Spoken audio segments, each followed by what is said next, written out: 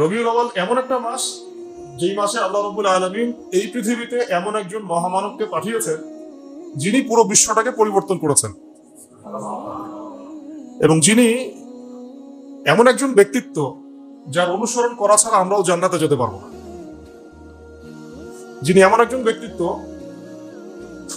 যিনি নিশ্চিত জান্নাতি জানার পরেও তাহাজ্জুদে দাঁড়িয়ে পা ফুলিয়ে ফেলতেন, যাকে আল্লাহ রাব্বুল আলামিন দোয়া কবুল হবে সার্টিফিকেট দিয়েছেন, তিনি সেই দোয়াটাকে স্টপ রেখেছেন।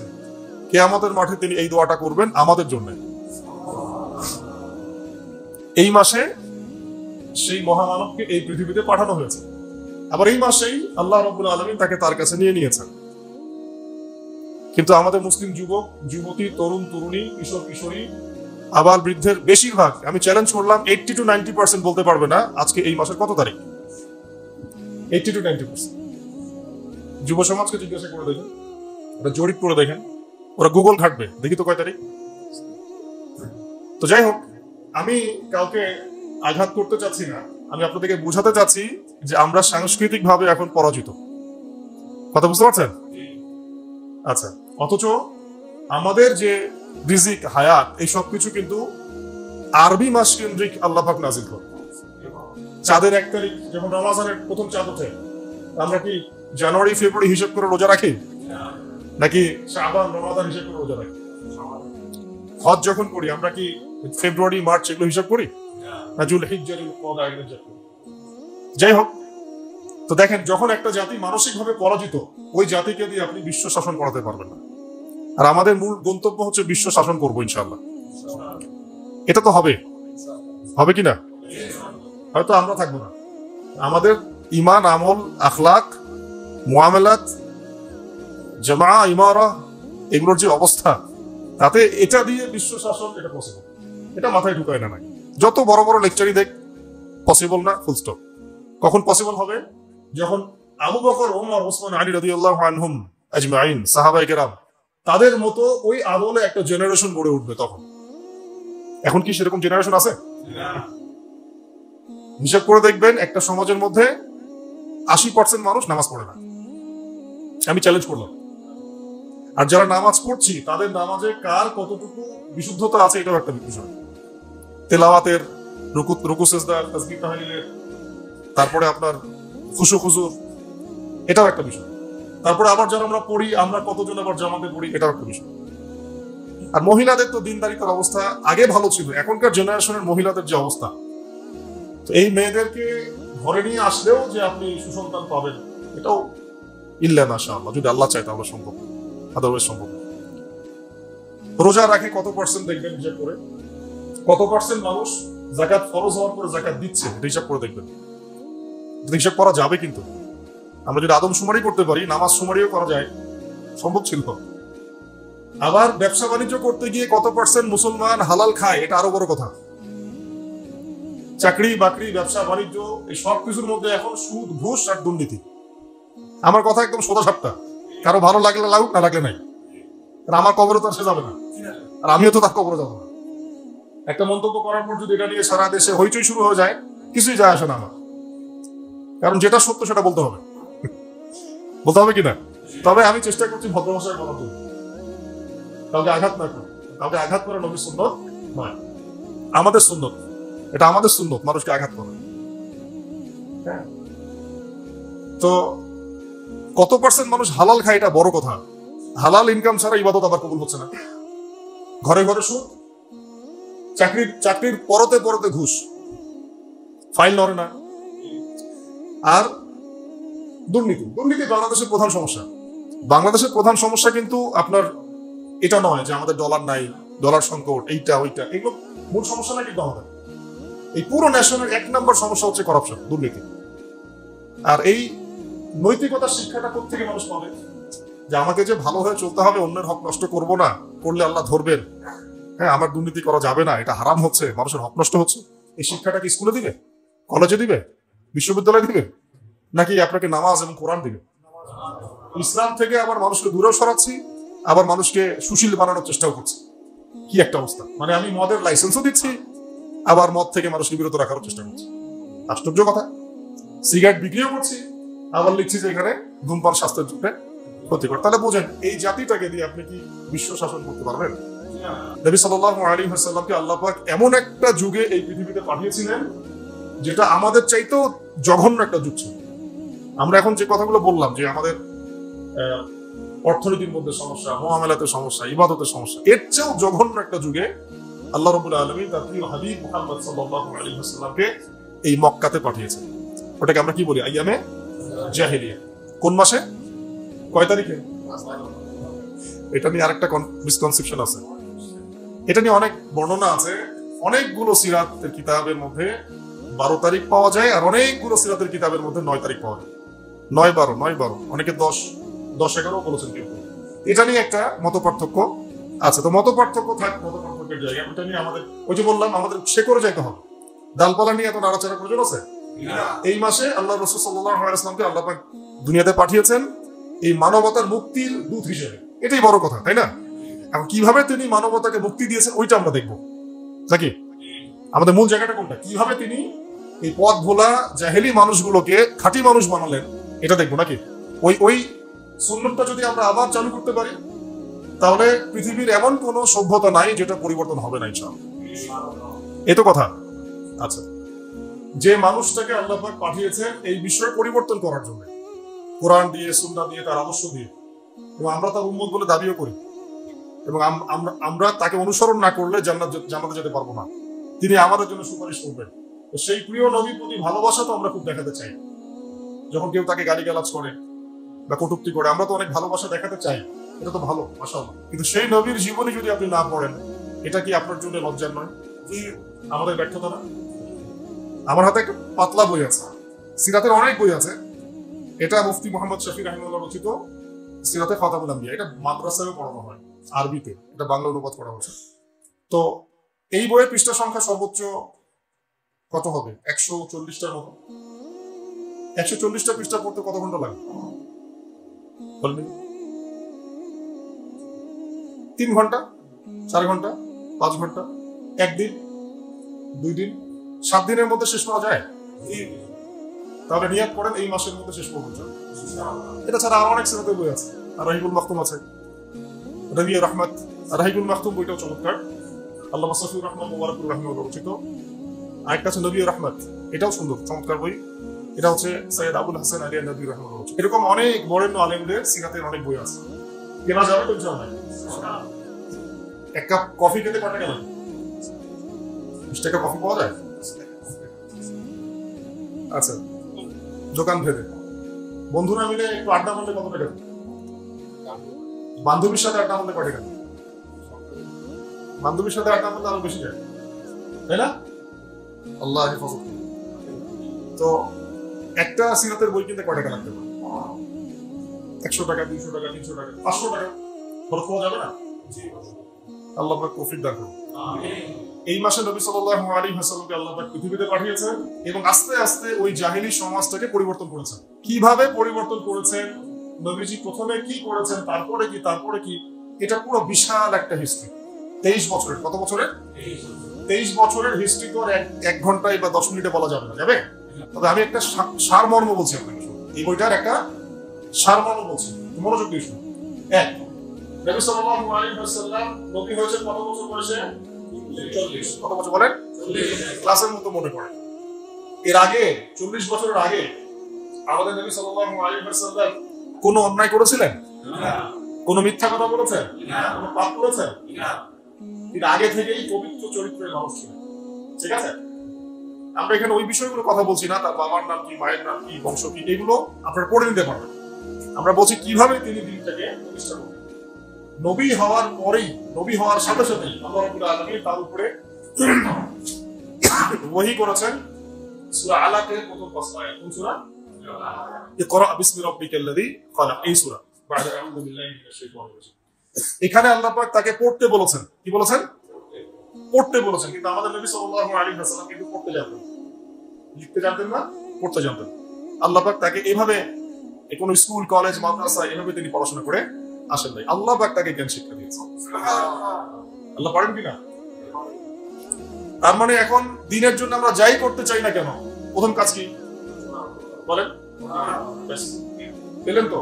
প্রথমে নবী সাল্লাল্লাহু আলাইহি ওয়াসাল্লাম প্রথম যে ওহীটা পেয়েছেন সেটা হলো ইকরা, পড়ুন।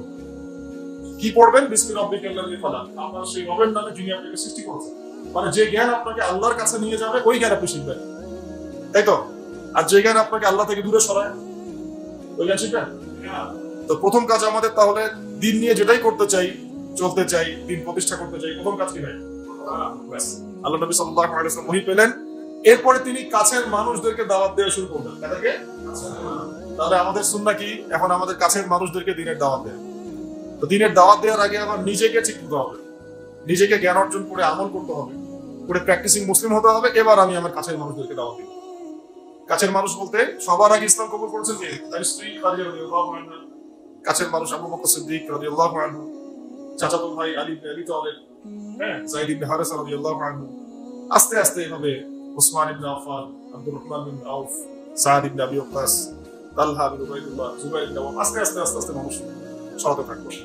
প্রথম সুন্নাহটা কি তাহলে? আগেই একদম মানে কি বলবো, আগেই একদম বিশ্ব শাসন করার চিন্তা করেন, আগে কাছের মানুষদেরকে পরিবর্তন করুন। আর এই পরিবর্তন করতে গিয়ে অনেকে কথা শুনতে পারে, অনেকে কথা নাও শুনতে পারে। যারা শুনবে আলহামদুলিল্লাহ, যারা শুনবে না তাদের কোনো সমস্যা নেই। নবী সাল্লাল্লাহু আলাইহি ওয়াসাল্লামের অনেক চাচা ছিলেন, প্রায় 7 থেকে 9 জন। সবাই, কেউ কি ইসলাম কবুল করেছেন? মানে সবাই কি ইসলাম কবুল করেছেন? পরের দিকে আব্বাস রাদিয়াল্লাহু আনহু ইসলাম কবুল করেছেন। কিন্তু এই যে আবু জাহেলের নাম শুনেছেন, আবু লাহাবের নাম শুনেছেন, তারা কি সম্পর্কে নবী সাল্লাল্লাহু আলাইহি ওয়াসাল্লাম কি হতেন? তার মানে দাওয়াত দিলে কাছের সব মানুষ ইসলাম কবুল করবে বা দাওয়াত গ্রহণ করবে জরুরি না, নাও করতে পারে, বরং শত্রুতাও করতে পারে, তাই তো? কিন্তু আমাদের শুরুটা হবে এভাবে। তারপরে এরপরে নবী সাল্লাল্লাহু আলাইহি ওয়াসাল্লামকে আল্লাহ পাক ওহী করলেন, সূরা শুআরার মধ্যে আছে ওয়া আনযির আশীরাতাকাল আকরাবিন। এবার তোমার বংশের আত্মীয় স্বজনকে দাওয়াত দাও। বংশ আছে না আমাদের সবার? বংশের আত্মীয় স্বজন সবাইকে নবী সাল্লাল্লাহু আলাইহি ওয়াসাল্লাম সাফা পাহাড়ের নিচে ডেকেছেন। কোন পাহাড়?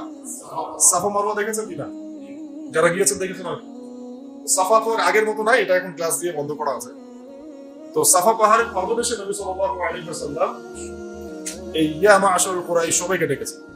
ডেকে বলেছেন, আমি যদি তোমাদেরকে বলি এই পাহাড়ের পিছনে সেনাবাহিনী আছে, তোমাদেরকে আক্রমণ করবে, তোমরা কি বিশ্বাস করবে আমার কথা? সবাই বলছে হ্যাঁ করবো।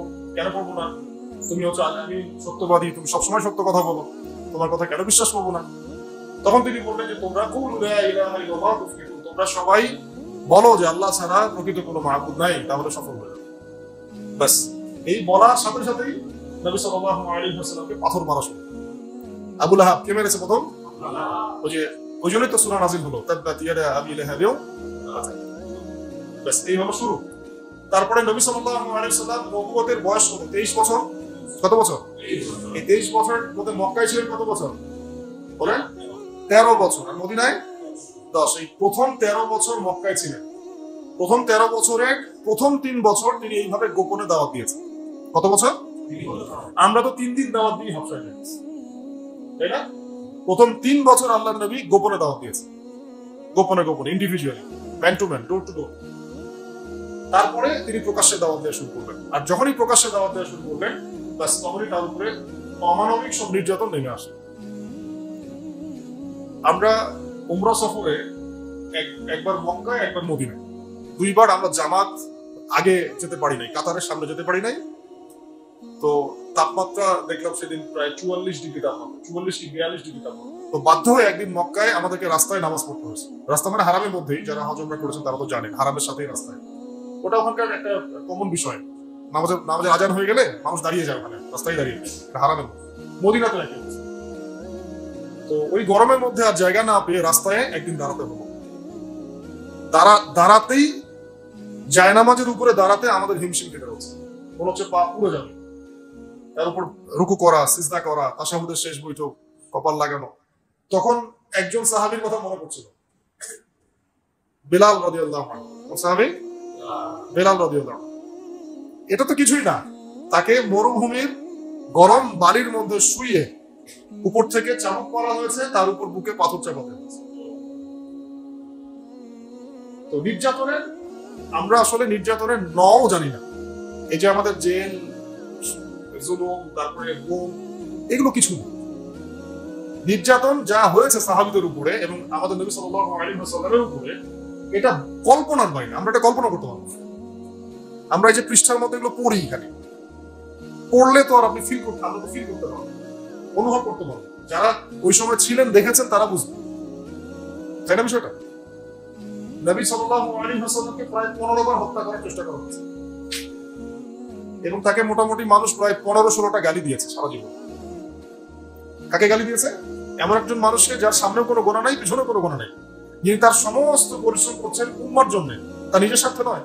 আর তিনি তো যাবেন মাকামে মাহমুদে, তিনি তো একদম জান্নাতুল ফিরদাউস, তার তো কোনো হিসাবও নেই, আছে? তাহলে তো তিনি কেন পরিশ্রম গুলো করলেন, কেন মার খেলেন, কেন গালি খেলেন? তাদের জন্য, আমাদের জন্য, আপনাদের জন্য। এই তো এই যে কিয়ামত পর্যন্ত যত মানুষ আসবে উম্মত মুহাম্মদ, তাদের জন্য।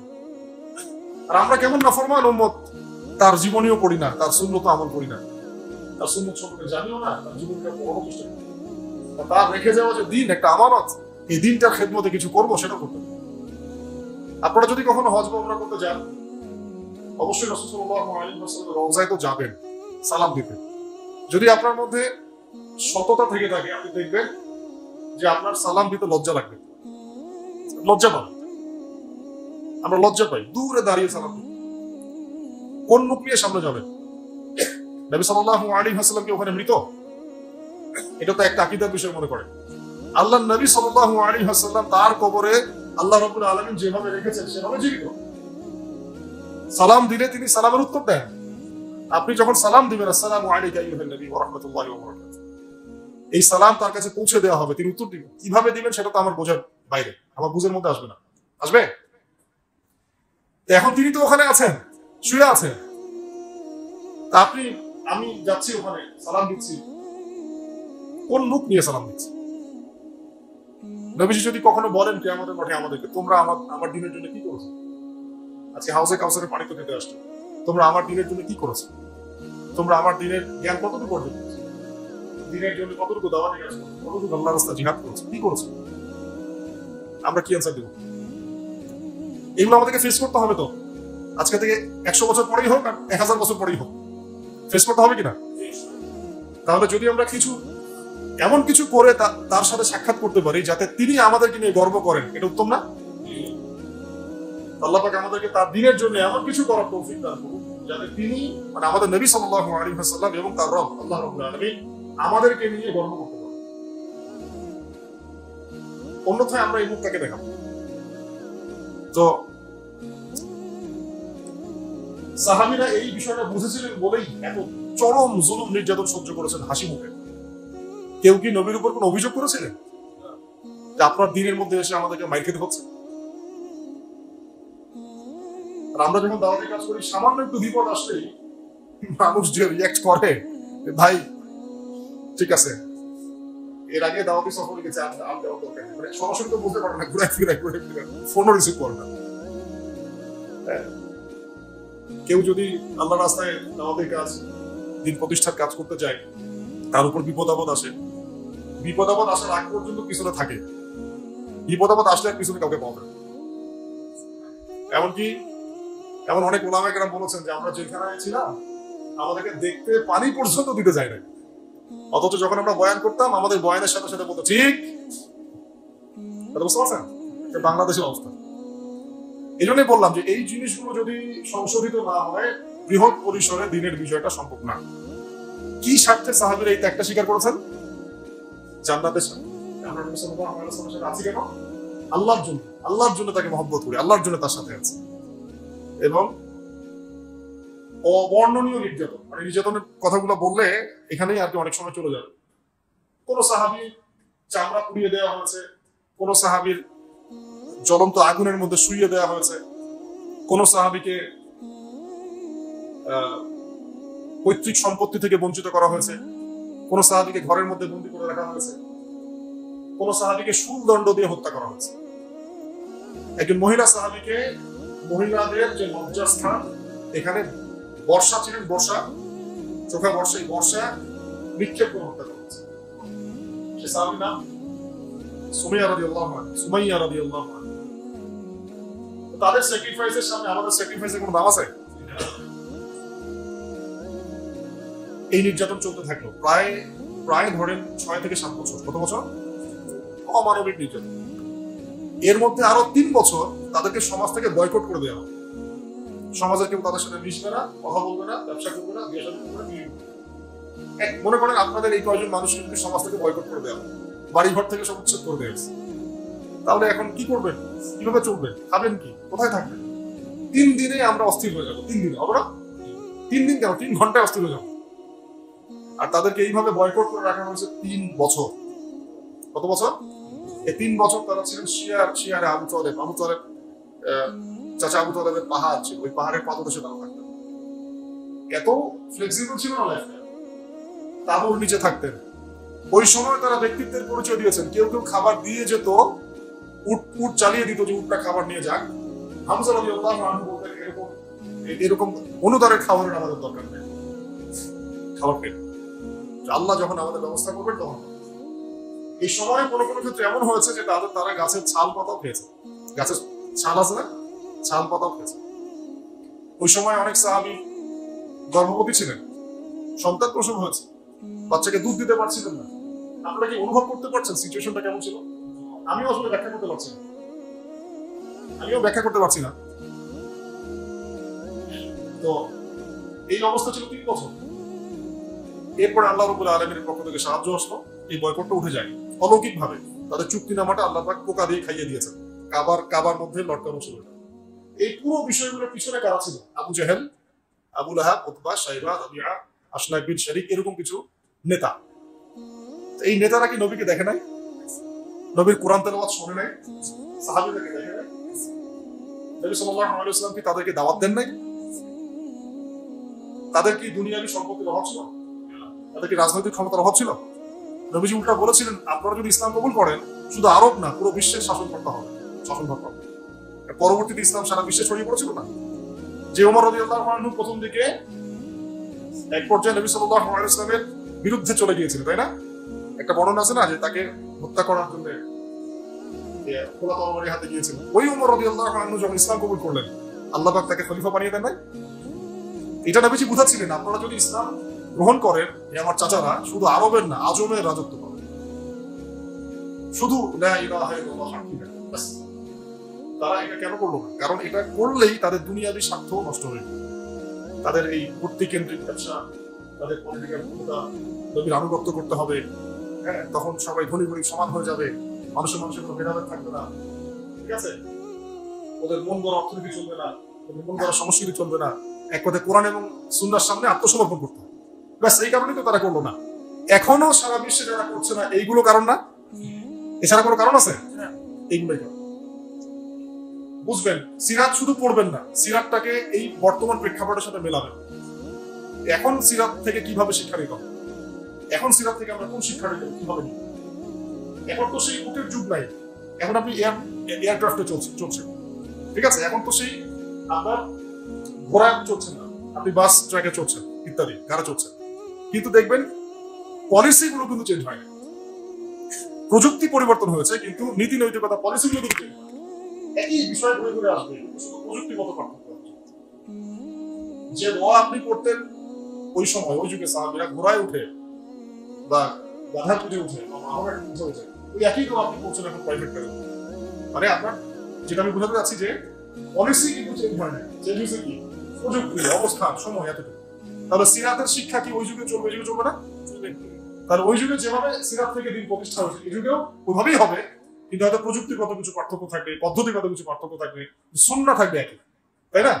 সুন্নাহ প্রথম শিখলাম একটু মনে করা দিই, আগে ইলম অর্জন, এটা কি কোন কিসের ইলম? যে ইলম আপনাকে আল্লাহর দিকে নিয়ে যাবে, কোরআন হাদিস ইসলামের মৌলিক জ্ঞান। এরপরে আপনি যে কোনো জেনারেল শিক্ষাও শিক্ষিত হতে পারেন, কোনো সমস্যা। যে জ্ঞান আপনাকে উপকৃত করতেছে, আল্লাহর দিকে নিয়ে যাবে। তারপরে ইলম অনুযায়ী আমল, রিজিকটা হালাল হতে হবে, এবং তারপরে শুরু করবো দাওয়াতের কাজ কোথা থেকে?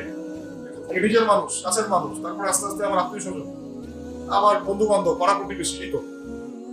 এরপরে আল্লাহ যাকে যত বড় ক্ষমতা দিবেন, যত বড় মকাম দিবেন, সে তত বড় জায়গা থেকে দিকে দাওয়াতের কাজ। আর আল্লাহ পাক একজনকে হঠাৎ করে উপরের মাকাম দেন না, আস্তে আস্তে আস্তে আস্তে আল্লাহ পাক নিয়ে যান, তাই না? এখন এবার আসেন, যখন দাওয়াতের কাজ করবেন তখন নির্যাতন আসবে কিনা? কি শিখলেন সুন্নাত থেকে?